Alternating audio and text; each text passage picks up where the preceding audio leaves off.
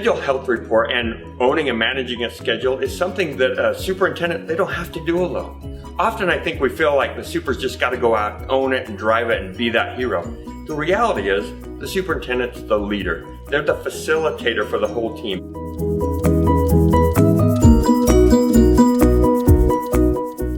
I think scheduling consultants we'll look at, like the project I'm on right now has a consultant that analyzes our schedule every month. He looks for open ends and loose ends and things like that, and really excessive float as well he looks at, and if there's something that has a lot of float, he kind of questions if that's real or not.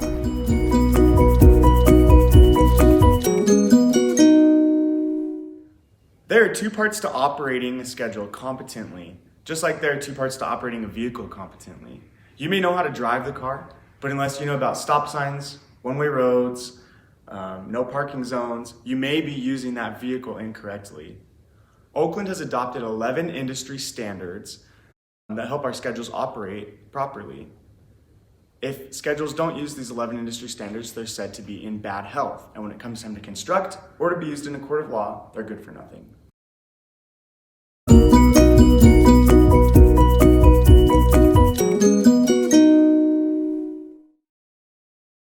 Standard 1. Schedules need to be updated by a competent person and audited by an Okland scheduler. A competent person means someone who is able to operate and navigate in a schedule according to the 11 standards we're talking about today. This needs to be done weekly so that dates are accurate and not forgotten with time. Updating means to, at a minimum, save an intermediate baseline, to move the data date, collect actuals, and to do a variance comparison. An update ends with publishing reports based on that information, which can be shared with owners, trade partners, suppliers, and anyone involved with the project.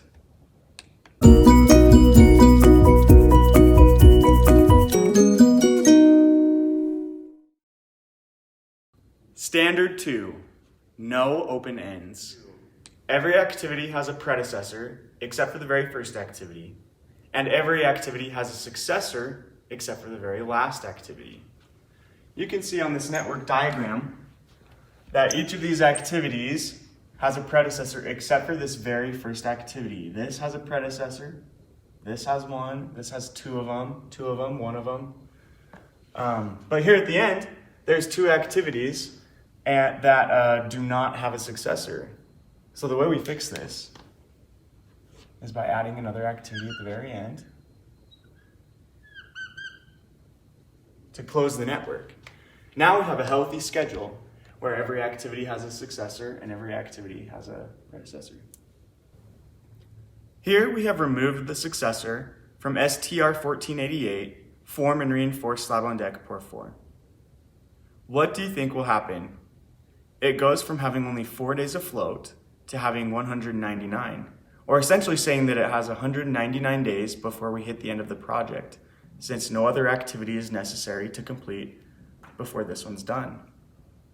Similarly, if I restore the successor, but go back and remove the predecessor, the form and reinforce activity rides the data date, because without a predecessor, we are saying it can start at any time.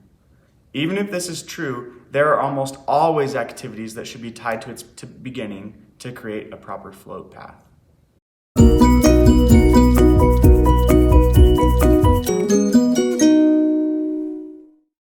Standard 3, no finish to start relationships with a lag. Lags, if you look at this diagram here, this is an example of a lag where pour and strip are linked, finish to start, and we've added 3 days. Now P6 has this functionality to say finish to start plus 3. The standard is to not use that function and rather describe this gap between pour and strip with an actual activity. So what should be done is to create an activity between the two to describe the gap. In this case, that activity would be a cure activity, and then to tie that up. By describing the gaps in between things, we're being more transparent and we're having healthy schedules. And then when it comes to a court of law or it comes to any debate on the schedule, everybody is very clear and informed on what our gap means and why we're waiting 3 days to do the next activity.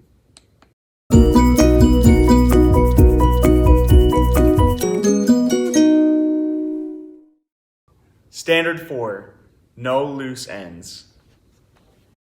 This activity is not an open end, but it's what we call a loose end, because in this case, it could take forever to complete without holding up other scheduled activities, which of course isn't real life.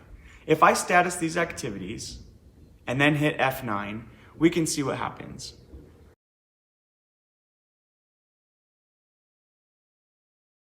Now you can see the overhead mechanical in area 2, although it shows as having 0 days afloat, still allows all of the activities later in the schedule to happen, even though it should be preventing them from starting. In this hypothetical example, overhead mechanical in area 4 should never be able to start until it is finished in area 3, let alone area 2. The rule is that we need to tie up all start-to-start and finish-to-finish relationship activities so that there are no loose ends. I'll show you an example in this network. So this is an example of a typical PT deck where you have form, you have some MEP inserts, you have PT cables, and then you would inspect your deck. MEP and PT cables don't have to go back to back. There can be a little bit of overlap. So you put a start-to-start relationship on that activity. And then PT completes the network with inspection. You can see that there are no open ends like we talked about in standard number 2. Every activity has a predecessor, and this start-to-start activity is a predecessor or a successor for MEP and a predecessor for PT cable. What we should do in this scenario is to throw a finish-to-start relationship right here. The reason we need to do this is because without a finish-to-start relationship on the end, even though MEP has a successor, it could take forever and ever and ever and ever to complete, and it wouldn't affect the end date of your schedule unless this loose end is all tied up. An easy way to remember is that every activity in its predecessor relationships, one of those relationships should contain an S. That means you could have start-to-start or finish-to-start relationships as a predecessor. And with successors, one of those relationships should contain an F. So that means you can have finish-to-finish or finish-to-start relationships as successors. If you need to see which activities are loose ends, there's a convenient filter in the global filter section. All of that being said, the ideal scenario is to have each activity have a finish-to-start relationship.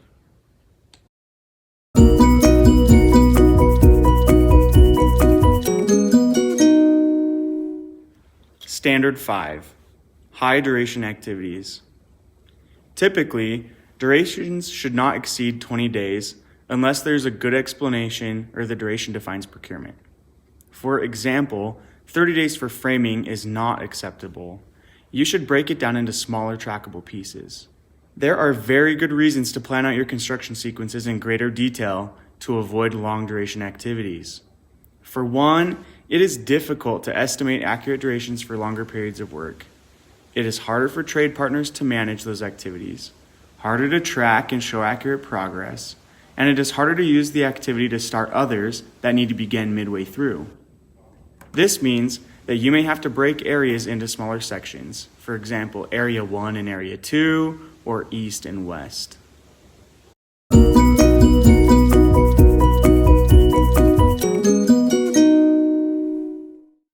Standard 6, use as few constraints as possible. This is a big one. A typical project should ideally have no more than one constraint, and that should be substantial or final completion. If that's not the case, then instead of using logic to create a living, breathing organism, you build something that is just a snapshot in time. Constraints cause problems by bypassing and overriding logic, causing P6 to calculate float or the critical path inaccurately. It also eliminates the software's ability to reflect changes made or to be used to claim more time for completion. By the way, when using a constraint, you should only use finish on or before, rather than finish on, start on, or any other type of constraint.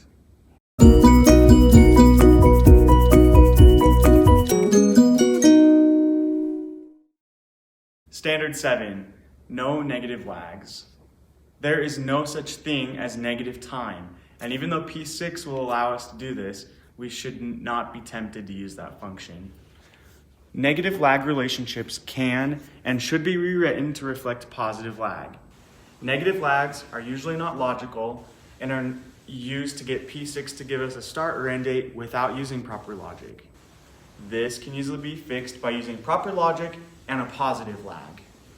This is a scenario where we see negative lag sometimes. There will be a long activity and then we'll say, well, about 2 days before it ends, we want another activity to finish. So someone might be tempted to go finish to finish -2, or even finish to start with negative lag. One way to fix this is if there's no work happening up in this area, to just split this activity into 2 separate activities like we've done here. So right here and right here, that's this original activity, and then this is the one that was right here. Another way to fix this, get rid of the negative lag and instead make this a start to start plus however many days. You need to know how many days it's going to take to start this activity anyway.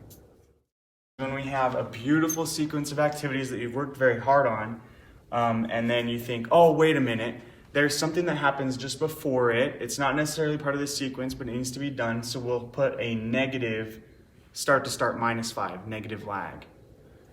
Instead of doing that, take some time to think about what is kicking this activity off.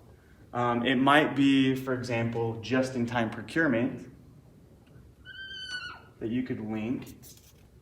And then instead of having that, making this a predecessor to that string of activities. Then you have a healthy network that goes all the way through your schedule. In any event, there's no need to use a negative lag. We can always fix that with a positive lag or with proper logic.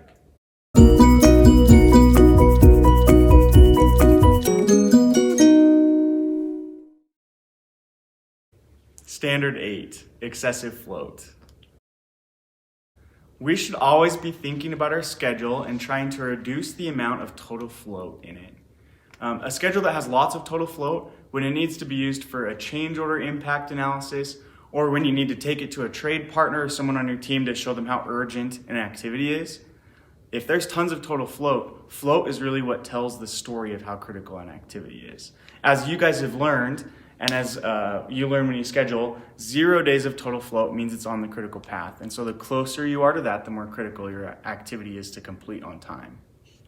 If you look at this network diagram, and you look at this activity at the bottom, there is nothing that needs to happen between it and the very end of the project. And let's say in your network, this link really needs to be made, that this activity can't actually start until this one is. If we're not thinking hard and making sure we make that link, even if the dates looked correct, if that link isn't made, this activity will look like it has tons of float and that it can push to the end of the project, rather than taking into account the duration of these activities that needs to happen in that sequence. So as we talk about this standard, number 8, we urge you to think about geographical constraints, crew ties, and other scenarios where you would need to make links to show where those activities have to be and should be done. So as far as excessive float in a schedule goes, I think it's important to analyze all of your activities and see how much free float and total float you have on them, and analyze if the float is really real. So for example, if you have an activity that shows that you have 100 days of float, I would look at that and make sure that maybe that 100 days isn't really real, and maybe you need to make some different ties to it to make sure that you don't forget about it until it becomes critical. And so maybe there are some activities where you have a lot of float, and maybe you think in your mind like that actually probably is correct, or maybe you want to move it up and analyze your schedule, and maybe it's something that you could do earlier even though you have that float.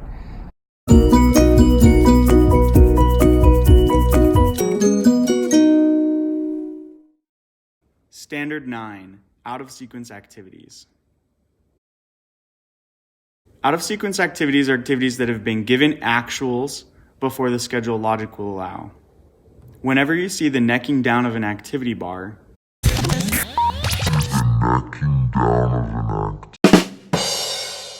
this comes from an activity being out of sequence. It probably means the original logic you planned on was inaccurate or has changed. This can lead to incorrect date calculations. A quick review of the logic and fixing any errors will eliminate necking of bars and gives you more accurate dates.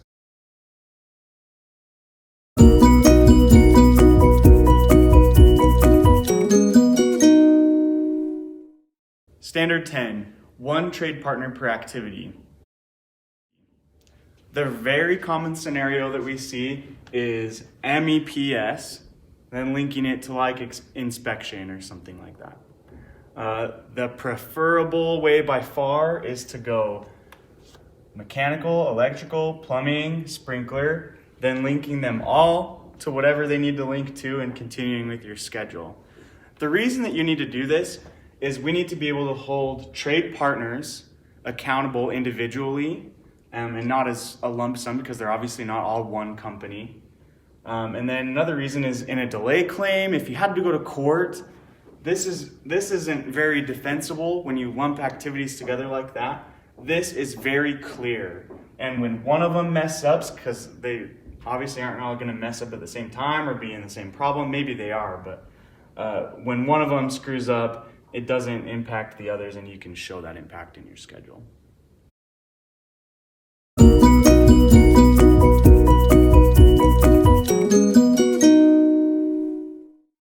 Standard 11, saving copies of your schedule. Every time you do any major portion of work that you wouldn't want to lose, and including every weekly update, you should be saving a baseline and/or an XER copy of your schedule. That's because when you do this, you're taking a snapshot in time of your schedule. This is really important because when something horrible happens and you lose your schedule because of a mistake you've made, there's still hope. Just with the click of a button, you can restore what was lost and start right back where you were before you made that horrible mistake.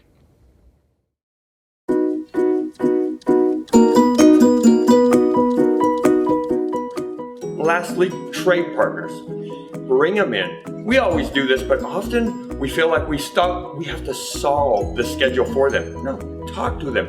Get their feedback. What do they need in terms of flow? The sequence that's best. They'll help work through the technical constructability things for you. You don't have to do it alone. You get to make the choices at the end, and you'll make better choices when you engage your whole team. So go be a leader, engage your team on the schedule.